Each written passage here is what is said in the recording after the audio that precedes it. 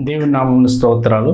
ఇక టీవీ కార్యక్రమం ద్వారా వాక్యం ఇచ్చినటువంటి మీ అందరికీ మన ప్రభువును రక్షకుడైన యేసుక్రీస్తు వారి నామములో వందనాలు తెలియజేస్తా ఉన్నాం. పరిశుద్ధ గ్రంథము నుండి కీర్తన గ్రంథము 128 అధ్యాయము మొదటి వచనాన్ని మనం చదువుకుందాం.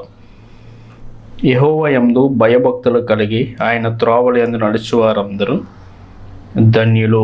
కీర్తనకారుడు ఇక్కడ రాస్తున్నటువంటి మాట మనం చూస్తున్నప్పుడు ఈ 128వ అధ్యాయంలో మొదటి వచనంలో ఏమందంటే యెహోవా యందు భయభక్తులు కలిగి ఆయన త్రోవల యందు నడిచేవారందరూ ధన్యులు అని రాయబడింది. ఇక్కడ చాలా ప్రాముఖ్యమైనటువంటి పదాన్ని ఇక్కడ మనం అబ్జర్వ్ చేసినట్లయితే కనిపిస్తుంది. అదేంటంటే భయభక్తులు. భయము అండ్ భక్తి, భయము ప్లస్ భక్తి రెండు విషయాలు, రెండింటిని కలిపి చెప్తున్నటువంటి మాట. ఒకటి భయము, రెండవది భక్తి. అసలు భయం అంటే ఏంటి, భక్తి అంటే ఏంటి, భయభక్తుల గురించి ఈరోజు మన వాక్య ధ్యానంలో నేర్చుకుని ఉన్నాం. జాగ్రత్తగా వినాలి ప్రియా దేవుని బిడ్డలారా. దేవుని యొక్క వాక్యాన్ని, భయము అనేది మనకు అందరికీ తెలుసు. ఈ భూమి మీద అనేక రకాలైనటువంటి భయాలు ఉన్నాయి. భయాన్ని ఇంగ్లీష్లో ఫోబియా లేదా ఫియర్ అంటారు. 3306 రకాల భయాలు ఉన్నాయి. నిత్య జీవితంలో ప్రతి మానవుడు కూడా అనేకమైన అనేకమైనటువంటి విషయాల్లో మనిషి భయపడుతూ ఉన్నాడు.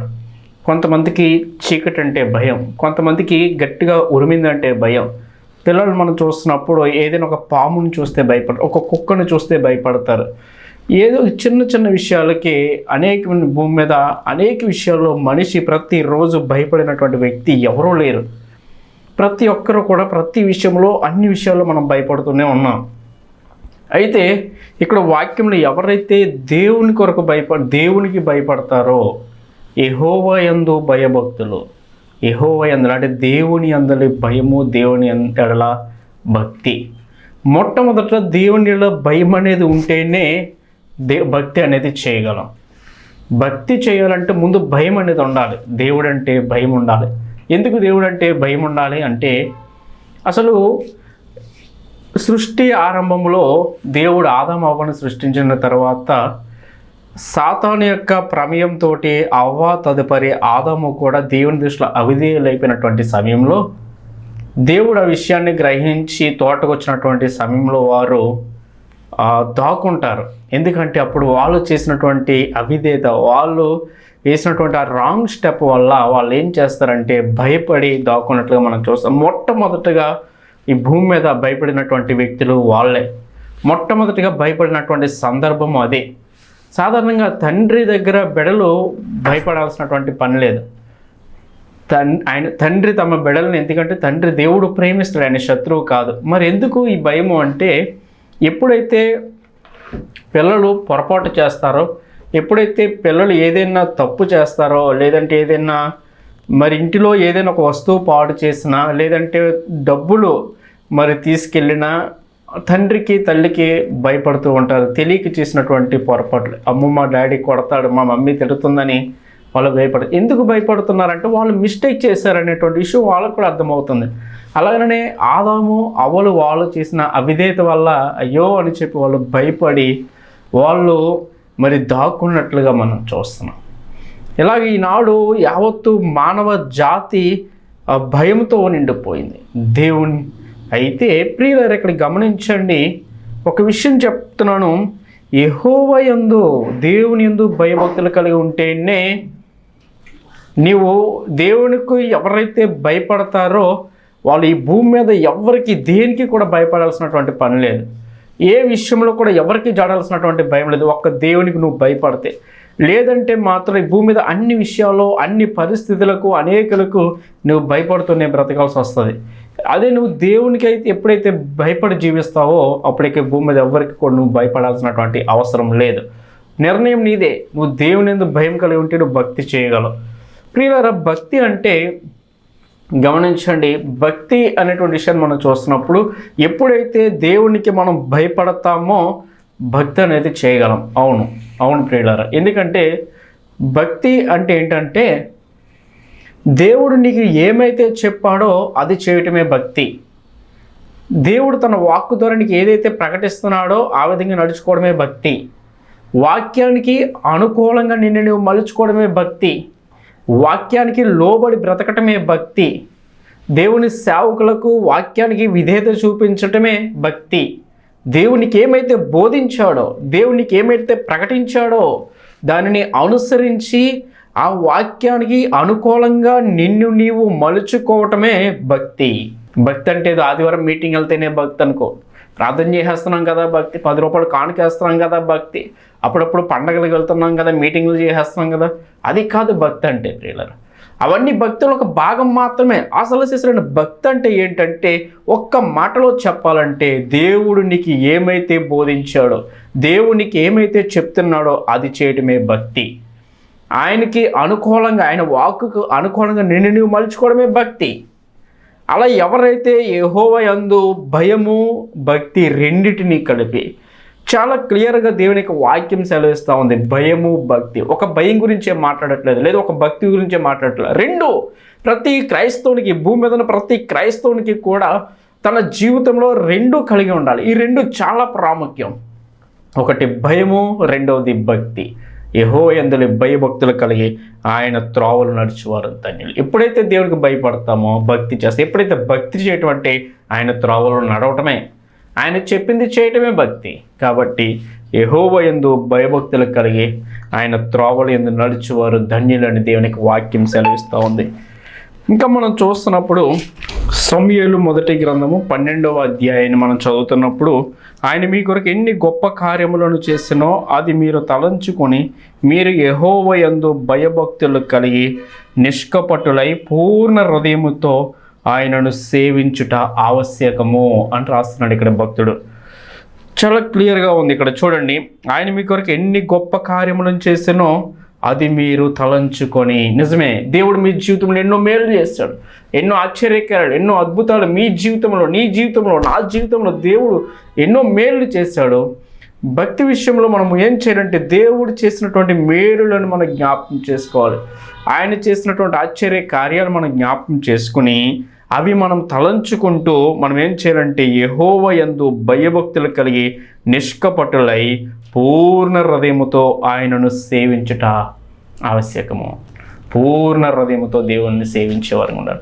నీ పూర్ణ హృదయముతో అంటే నీ హృదయమంతా కూడా హృదయపూర్వకముగా దేవుణ్ణి ఆరాధించాలి, ఆయనను స్తుతించాలి. భక్తి అంటే అదే. ఇంకా మనం చూస్తున్నప్పుడు అనేకమైనటువంటి విషయాలు ఈ పరిశుద్ధ గ్రంథంలో మనం చూస్తూ ఉంటాం. హెబ్రీ పత్రిక 12వ అధ్యాయం 9వ వచనం, మరియు శరీర సంబంధులైన తండ్రులు తమకు శిక్షకులై ఉండిరి, వారి యందు భయభక్తులు కలిగి ఉంటిమి. అట్లయితే ఆత్మలకు తండ్రి అయిన వానికి మరి ఎక్కువగా లోబడి బ్రతుకోవలను కదా. నిజమే, ఈ లోకంలో పిల్లలు తమ తండ్రికి, తమ తల్లికి భయపడి జీవిస్తూ ఉంటారు. తండ్రి కొడతాడేమో, తల్లి తిడుతుందేమో, కొడుతుందేమో అని భయపడి చాలా జాగ్రత్తగా ఉంటారు.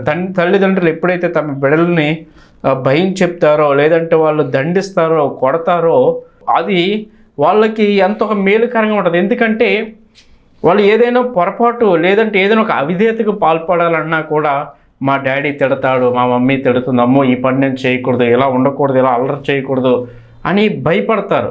అయితే ఈ తల్లిదండ్రులు ఎందుకు పిల్లల్ని అలా శిక్షిస్తారు, ఎందుకు విడిచిపెట్టంటే వాళ్ళ జీవితాలు బాగుండాలని, వాళ్ళు పాడు కాకూడదని, వాళ్ళ బ్రతుకులు, వారి జీవితాలు, వారి భవిష్యత్తు బాగుండాలని చెప్పి ప్రేమతో వాళ్ళు చేసే పొరపాట్లను దండించడానికి తండ్రి శిక్షిస్తూ ఉంటాడు. అందుకనే తండ్రి శిక్షించిన కుమారుడు జ్ఞానము గలవాడు అని దేవుని యొక్క వాక్యం సెలవుస్తోంది. బెత్తం వాడమని కూడా దేవుని యొక్క వాక్యం సెలవుస్తుంది. అలాగనే ఈ లోకంలో పిల్లలు తమ తల్లిదండ్రులు పిల్లల పట్ల చూపుతున్నటువంటి ఆ విధానంలో పిల్లల భవిష్యత్తు ఏ విధంగా అయితే మేలుకరంగా, దీవెనకరంగా ఉంటుందో, అలాగే మన ఆత్మలకు తండ్రి అయినటువంటి దేవునికి కూడా మనము ఆ విధంగా మనం భయపడి లోబడి ఉండాలంట. అంతేకాని ఇక్కడ చాలా దేవునికి వాక్యం సెలవిస్తూ ఉంది. మరియు శరీర సంబంధులైన తండ్రులు మన శిక్షకులై ఉండిరి, వారి యందు భయభక్తులు కలిగి ఉంటిమి. అట్లయితే ఆత్మలకు తండ్రి అయిన వానికి మరి ఎక్కువగా లోబడి బ్రతకవలను కదా అని దేవునికి వాక్యం సెలవు. అవును, నిజమే ప్రియులారా. తల్లిదండ్రులకు మనం భయపడాలి, తల్లిదండ్రుల యొక్క అడుగుజాడలో మనం నడుచుకోవాలి, తల్లిదండ్రులకు మనం లోబడి ఉండాలి. అంతకు మించి మన ఆత్మలకు తండ్రి అయినటువంటి దేవునికి కూడా మనం భయపడాలి ప్రియులారా. భయపడితేనే అది మనకి ఎంతో దీవెనకరం, అది మన జీవితానికి, మన భవిష్యత్తుకి అది ఎంతో మేలుకరం. ఎప్పుడైతే నువ్వు దేవునికి భయపడి జీవిస్తావో, భక్తి చేస్తావో, ఎప్పుడైతే భక్తి చేస్తావో నీ జీవితం దేవునికి మహిమకరంగా ఉంటుంది. ఈ లోకానంతరం దేవుడు తన నిత్య రాజ్యంలో నీకు చోటు అనేది ఇస్తాడు. ప్రియులారా, సామెతల గ్రంథం 3వ అధ్యాయం 7వ వచనాన్ని మనం చూస్తున్నప్పుడు, నేను జ్ఞానిని కదా అని నీవు అనుకొనవద్దు, యెహోవా యందు భయభక్తులు కలిగి చెడుతనమును విడిచిపెట్టుము, అప్పుడు నీ దేహమునకు ఆరోగ్యము, నీ ఎముకలకు సత్తువయు కలుగును. నేను జ్ఞానిని కదా అని నీవు అనుకొనవద్దు, యెహోవా యందు భయభక్తులు కలిగి చెడుతనమును విడిచిపెట్టాలి. ఇది చాలా ప్రాముఖ్యం. ఒక వ్యక్తి పాపము లేదా అవిధేయతకి పాల్పడుతున్నటువంటి టైంలో దేవుడు అయ్యో ఇదిగో నరకం అనేది ఉంది, దేవుడు నిత్య నరకంలో వేసేస్తాడు, ఈ కార్యం చేస్తే, ఈ విధంగా నేను పాల్పడితే అని ఎప్పుడైతే తన హృదయంలో దేవుని ఎడల భయం అనేది ఉంటుందో అప్పుడు ఆ వ్యక్తి ఆ పరిస్థితికి లోను కాకుండా తప్పుకుంటాడు. అందుకని దేవుని యొక్క వాక్యం ఇక్కడ సెలవిస్తూ ఉంది ఏమనంటే, యెహోవా యందు భయభక్తులు కలిగి చెడుతనమును విడిచిపెట్టుము. చెడుతనాన్ని విడిచిపెట్టాలంటే దేవుని యందు మనం భయభక్తులు కలిగి ఉంటేనే చెడుతనాన్ని విడిచిపెట్టగలం. అలాగేనండి మనం చూస్తున్నప్పుడు సామెతలు 23వ అధ్యాయం 17వ వచనంలో 23వ అధ్యాయం 17వ వచనంలో ఇక్కడ ఏముంటుందంటే, నిత్యము యెహోవా యందు భయభక్తులు కలిగి ఉండుము. నిత్యము కూడా ఉండాలి భయభక్తులు. ఎవరి ఎడల? దేవుని ఎడల భయభక్తులు. ఎప్పుడు ఏదో ఆదివారమే కాదు, ఏదో మీటింగ్ సమయంలోనే కాదు, ఎల్లప్పుడూ కూడా నిత్యము దేవుని యందు మనలో భయము భక్తి ఉండాలి. భయము భక్తి ఉండాలి. దేవునికి నువ్వు భయపడితే లోకంలో దేనికి భయపడక్కర్లేదు. నిత్యము నీలో ఆ భయం అనేది ఉందా? దేవునికి భయపడుతున్నావా? దేవుడు అనే ఒక ఆయన ఉన్నారు, ఇదిగో ఆయన పైనుండి సమస్తము చూస్తున్నాడు. ఈ లోక అనంతరం ఇదిగో నరకము అలాగే నిత్య రాజ్యము రెండు ఉన్నాయి. నేను దేవుని కొరకు నమ్మకంగా యథార్థంగా నీతిగా బ్రతుకుతేనే దేవుడు తన రాజ్యంలో నాకు చోటిస్తాడు. ఇదిగో లేకపోతే అయ్యో నిత్య నరకం ఉంది, అక్కడ నిత్యము మరణమేనంట, నిత్యము యాతనేనంట అనేటువంటి భయం అనేది నీలో ఉంటే నువ్వు దేవుని సన్నిధికి వస్తావు. దేవుని యందు భయభక్తులు కలిగి ఉండేటువంటి వ్యక్తుల యొక్క లక్షణాలు ఎలా ఉంటాయో తెలుసా? నిజంగా నీలో భయము భక్తి అనేవి రెండు ఉంటే యథార్థంగా నీవు క్రమంగా దేవుని సన్నిధికి వస్తావు. ప్రతి ఆదివారం దేవుని సన్నిధికి వస్తావు, సమయానికి దేవుని సన్నిధికి వస్తావు, ప్రతిరోజు నువ్వు ప్రార్థన చేసుకుంటావు, ప్రతిరోజు దేవుని యొక్క వాక్యాన్ని ధ్యానం చేస్తావు, ప్రతిరోజు దేవునికి ఏమైతే ఆజ్ఞాపించాడో అది చేస్తావు. నిన్ను వల్ల నీ పొరుగు వారిని ప్రేమించమన్నట్లుగా నీలో క్రీస్తు ప్రేమను వెల్లడపరుస్తావు. అన్ని విషయాలు ఇతరులకి మాదిరి కలిగి జీవిస్తావు, తగ్గించుకుని ఉంటావు.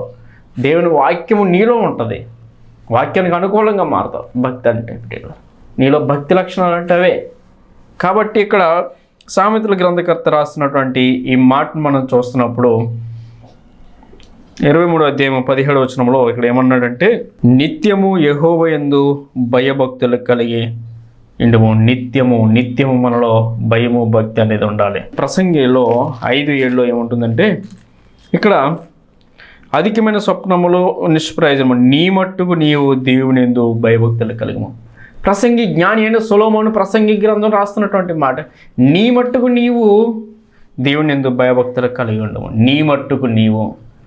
మనం చాలామంది అనుకుంటూ ఉంటారు, నేను చాలా ప్రార్థన చేసిన, వాళ్ళు ప్రార్థన అంటున్నారు, నేనైతే మీటింగ్కి వెళ్తున్నాను, వాళ్ళు ప్రార్థన చేయరు, నేను ప్రార్థన చేస్తాను, వాళ్ళు చర్చికి రారు, నేను చర్చికి వెళ్తున్నాను, వాళ్ళు అలాగ ఉంటారు, వీళ్ళు ఎలాగ ఉంటారు, ఒకరి జోలికి అనవసరం.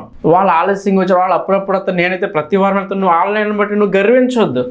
వాళ్ళకంటే నేనేదో భక్తి పౌరుణ్ణి, వాళ్ళకంటే నేనేదో ప్రార్థన పౌరుణ్ణి, వాళ్ళకంటే నేనే నువ్వు గర్వించొద్దు. ఎందుకంటే ఇక్కడ దేవుని యొక్క వాక్యం చెప్తుంది, నువ్వు భక్తి విషయంలో ఎవరితో అసలు పోల్చుకోవడానికి వీల్లేదు.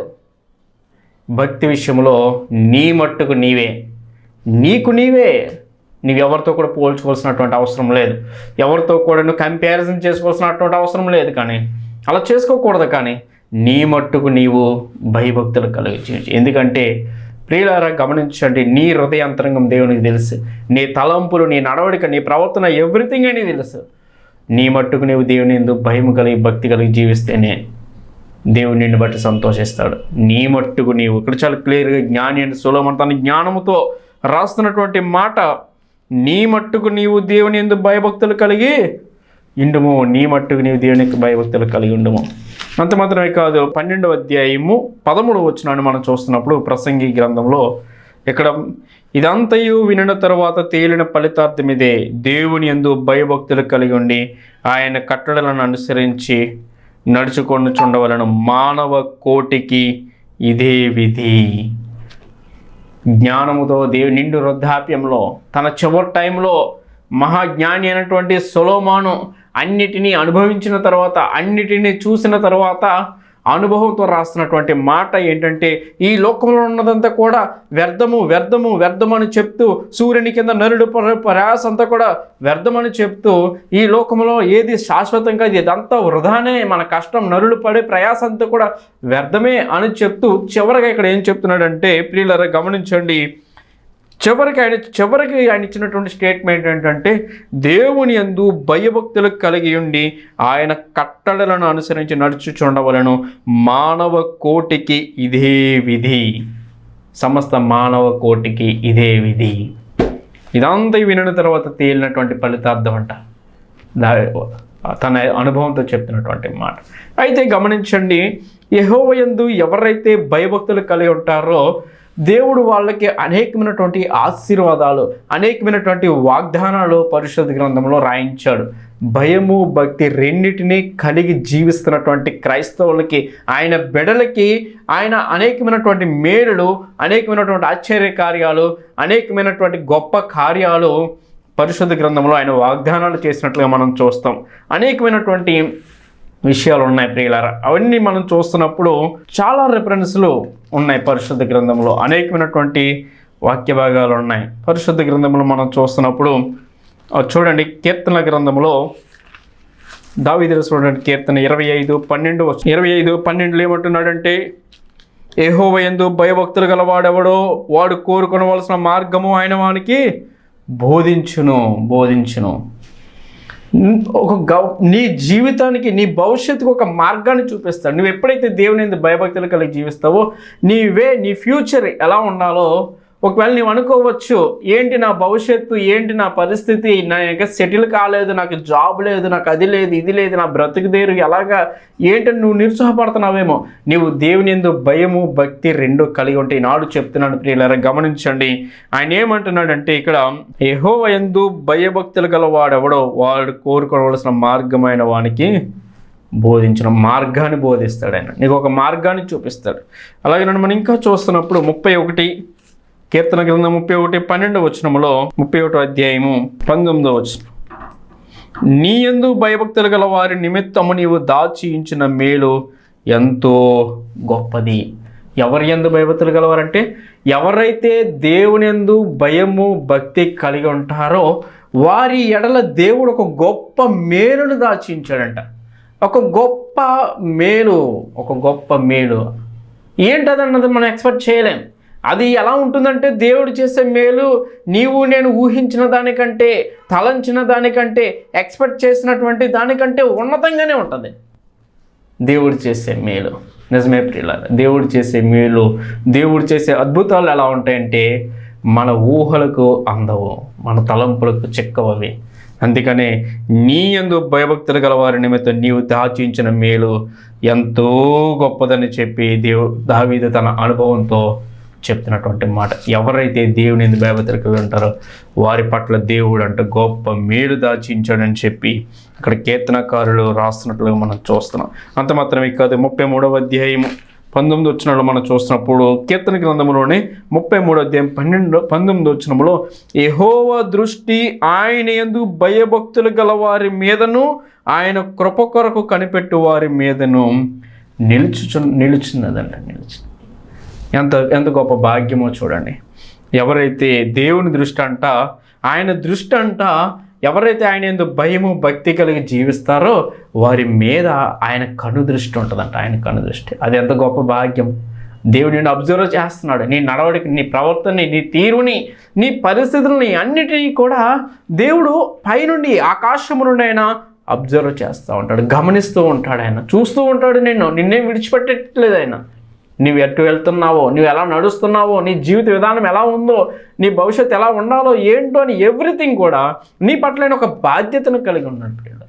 ప్రతి ఒక్కరి పట్ల ఆయన ఒక బాధ్యత, ఒక రెస్పాన్సిబిలిటీ ఆయన కలిగి ఉన్నాడు. అందుకనే యెహోవా దృష్టి ఆయన యందు భయభక్తులు గల వారి మీద, ఆయన కృప కొరకు కనిపెట్టు వారి మీద నిలుచును. ఆయన కృప కొరకు కనిపెట్టేటువంటి వారి మీద ఆయన కనుదృష్టి అనేది ఉంటుంది. అంత మాత్రమే కాదు, కీర్తన గ్రంథంలో 34:7 వచనంలో మనం చూస్తున్నప్పుడు 34 ఇక్కడ 7 వచనంలో ఏముంటుందంటే, యెహోవా యందు భయభక్తులు గల వారి చుట్టూ ఆయన దూత కావలి ఉండి వారిని రక్షించును. ఎంత గొప్ప విషయం. ఎవరైతే దేవుని యందు భయభక్తులు కలిగి ఉంటారో వాళ్ళ చుట్టూ అంటే ఆయన ఒక దూతను నియమించాడంట. ఆ దూతలు అంటే ఏం చేస్తాయంటే కావలుగా ఉండి రక్షిస్తూ ఉంటాయి.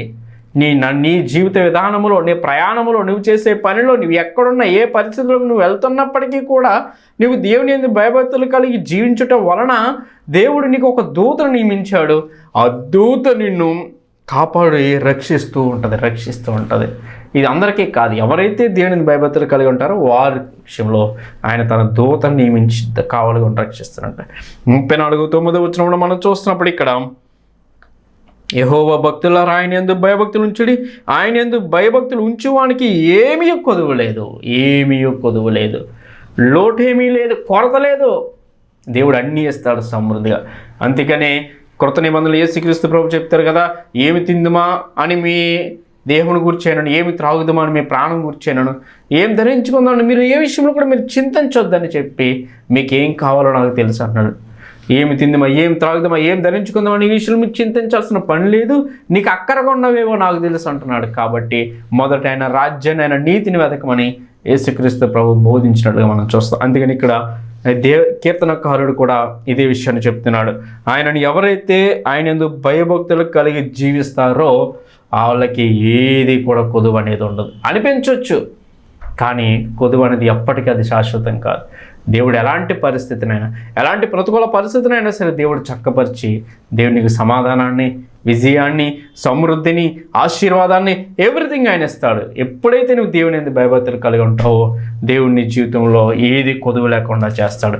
అంత మాత్రమే కాదు, కీర్తన గ్రంథంలోనే 103వ అధ్యాయంలో 11-13 వచనాన్ని మనం చూస్తున్నప్పుడు, భూమి కంటే ఆకాశం ఎంత ఉన్నతముగా ఉన్నదో ఆయన యందు భయభక్తులు గల వారి ఎడల ఆయన కృప అంత అధికముగా ఉన్నది. భూమి కంటే ఆకాశం ఎంత ఉన్నతంగా ఉన్నదో ఆయన యందు భయభక్తులు గల వారి ఎడల ఆయన కృప అంత. ఏమండి, భూమి కంటే ఆకాశం ఎంత ఎత్తులో ఉందో మానవులమైనటువంటి వాళ్ళు ఎవరైనా కొలవగలరా అంటే నో, ఇట్స్ ఇంపాసిబుల్. ఎందుకంటే చాలా ఎత్తులో ఉంది భూమి. భూమి కంటే ఆకాశము చాలా ఎత్తులో, అనేక వేల లక్షల కిలోమీటర్ల ఎత్తులో ఆకాశం అనేది ఉండదు. అది కొలవటం దేవునికి తప్ప మానవుడికి సాధ్యం కాదు. అయితే దేవుడు ఇక్కడ ఏం చెప్తున్నారంటే, ఆయన యందు ఎవరైతే భయము, భక్తి కలిగి జీవిస్తారో వారి ఎడల ఆయన కృప అంత అధికముగా ఉంటుందని దావీదు చెప్తున్నాడు. ఆయన కృప అంత కృప అంత దయ దేవుడు చూపించాలి. ఆ కృప కావాలంటే, ఆయన కృప నీ మీద ఉండాలంటే నీవు దేవుని యందు భయభక్తులు కలిగి జీవించాలి. భయపడుతున్నావా దేవునికి? నీ భక్తి జీవితం ఎలా ఉంది ఒకసారి ఆలోచన చేయి. గడిచిపోయిన నూతన సంవత్సరంలో, గడిచిపోయినటువంటి పాత సంవత్సరంలో ఉన్నటువంటి నీ భక్తి విధానానికి, ఇప్పుడు ఉన్నటువంటి ఈ నూతన సంవత్సరంలో నీ భక్తి విధానానికి ఒక మెట్టెక్కేదిగా ఉండాలి. భక్తి జీవితంలో వృద్ధిలోనికి రావాలి. దినదినము, వారం వారం, నానాటికి భక్తిలో ఒక మొక్క చెట్టుగా ఎలా అయితే ఎదిగి ఫలిస్తుందో ప్రతి క్రైస్తవుడు కూడా తన భక్తి జీవితంలో ఎవరికి వాళ్ళే వృద్ధిలోనికి రావాలి, ఎదగాలి, ఫలించాలి. భక్తి జీవితంలో ఎప్పుడు ఒకేలా ఉండటానికి వీలు లేదు. నువ్వు ఎప్పుడైతే భక్తి జీవితంలో వృద్ధిలోకి వస్తావో దేవుని కృప నీ మీద అలాగున వస్తుంది. దేవుని కృప నీ మీదకి వస్తుంది. నీ వృద్ధిలోనికి రావాలి భక్తి జీవితంలో. గత సంవత్సరం కంటే ఈ సంవత్సరం నీ జీవితంలో మార్పు అనేది ఉండాలి. ఎలా ఉండాలంటే, పోయిన సంవత్సరంలో నువ్వు దేవుని సన్నిధికి సరిగా వెళ్ళలేదు, ఏదో పండగలకు మాత్రమే దేవుని సన్నిధికి వెళ్ళావు. ఈ సంవత్సరం నువ్వు ప్రతి ఆదివారం దేవుని సన్నిధికి వెళ్ళడానికి అలవాటు చేసుకోవాలి. ప్రతి ఆదివారం దేవుని సన్నిధికి వెళ్ళి నీవు ఇక్కడి నుంచి ఉపవాస ప్రార్థన కూటాలకు కూడా, ప్రత్యేకమైనటువంటి కూడికలకు కూడా వెళ్ళాలి. ఆదివారం మీటింగ్లకు వెళ్తున్నటువంటి వాళ్ళు ఒకవేళ గత సంవత్సరంలో నువ్వు ఆలస్యంగా మీటింగ్ మధ్యలో వెళ్ళొచ్చావేమో, ఇక్కడి నుంచి నువ్వు సమయానికి వెళ్ళడం నేర్చుకోవాలి. ప్రతిరోజు నువ్వు ఒక 5 నిమిషాలు 10 నిమిషాలు ప్రార్థన చేసుకున్నా నీవు ఈ సంవత్సరంలో అరగంట సేపు ప్రార్థన చేయడం నేర్చుకోవాలి. గత సంవత్సరం నువ్వు 5 అధ్యాయాలు 3 అధ్యాయాలు బైబిల్ చదివేసావు ప్రతిరోజు, ఇక నుంచి ప్రతిరోజు 10 అధ్యాయాలు 15 అధ్యాయాలు చదవాలి. నీ నిత్య జీవితంలో ప్రతిరోజు కూడా గత సంవత్సరంలో ఏదో ఒక అరగంట పావుగంట మాత్రమే సమయాన్ని దేవునికి ఇచ్చావు. ఈ సంవత్సరం అరగంటకు మించి 40 నిమిషాలు 1 గంట సమయాన్ని ప్రతిరోజు ఇవ్వడానికి నేర్చుకోవాలి. గత సంవత్సరం నీ ఇంటిలో నీవు మాత్రమే, నీ బిడ్డలు మాత్రమే దేవుని సన్నిధికి వచ్చారు. ఈ సంవత్సరం నీ భర్తను కూడా దేవుని సన్నిధికి నడిపించాలి, నీ భార్యని దేవుని సన్నిధికి నడిపించాలి, వారి కోసం ప్రార్థన చేయాలి, వారిని హెచ్చరించాలి, బోధించాలి, నీ కుటుంబాన్ని దేవుని సన్నిధికి నడిపించాలి. ఆ విధంగా నువ్వు భక్తిలో ఎదగాలి, ఫలించాలి. అప్పుడు దేవుని నిన్ను బట్టి సంతోషిస్తాడు. దేవుడు నీకు ఏమైతే చెప్పాడో ఆ ప్రకారం చేయటమే భక్తి. కీర్తనకారుడు రాస్తున్నటువంటి మాట 13వ వచనంలో మనం చూస్తున్నప్పుడు 103:13 వచనంలో చెప్తున్నటువంటి మాట, తండ్రి తన కుమారుడి ఎడల జాలిపడినట్లు యెహోవా తన కొరకు భయభక్తులు గల వారి ఎడల జాలిపడును. ఆయన జాలి గల దేవుడు. యెహోవా ఎందుకు భయభక్తులు గల వారి ఎడల ఆయన జాలి పడుతున్నట్టు, తండ్రి తన కుమారుడి ఎడల జాలి పడినట్లుగా నీ పట్ల ఆయన జాలి చూపిస్తాడు. ఆయన శత్రువుల చేతి నుంచి నిన్ను విడిపిస్తాడు, ఆయనకి మార్గాలు బోధిస్తాడు, ఆయన గొప్ప మేలు దాచుంచాడు. ఆయన దృష్టి మీ కన్నులు, ఆయన దృష్టి మీ మీద ఉంటుంది. ఆయన దూతల కావలిగా నిన్ను నడిపిస్తాడు, ఏమీ మేలుని కొదువు లేకుండా చేస్తాడు. అంత మాత్రమే కాదు, అత్యధికమైనటువంటి కృపను దేవుడు చూపిస్తాడు, ఆయన జాలి చూపిస్తాడని దేవునికి వాక్యం సెలవుస్తుంది. ఎవరైతే దేవుని యందు భయము భక్తి కలిగి జీవిస్తారో, మరొకసారి ముగింపులో చెప్తున్నటువంటి మాట, నీవు దేవునికి భయపడితే, దేవుని ఎడల భక్తి కలిగి నువ్వు జీవిస్తే, ఈ లోకంలో నువ్వు దేనికి భయపడాల్సిన అవసరం లేదు. నువ్వు భక్తి విధానంలో, భక్తి అంటే దేవునికి ఏమైతే బోధించాడో దాని ప్రకారం జీవించటమే భక్తి. వాక్యానికి అనుకూలంగా నిన్ను నీవు మలుచుకోవడమే భక్తి. ఒకరి జోలికి అనవసరం. నీ మట్టుకు నీవు దేవుని యందు భయభక్తులు కలిగి జీవిస్తే దేవుని జీవితంలో గొప్ప మేలు చేస్తాడు. ప్రార్థన చేసుకుందాం.